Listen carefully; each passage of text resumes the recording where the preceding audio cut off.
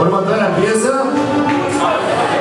e o piesă, să începem cu dedicațiile, ca să zic așa.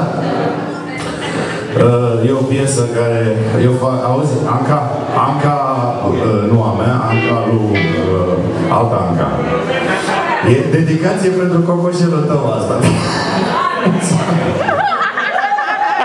Aplauze pentru Dani, zis comisarul, clăparul nostru.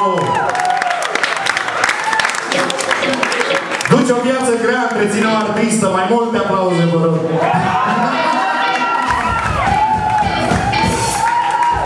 Următoarea piesă e pentru eu, dedicație.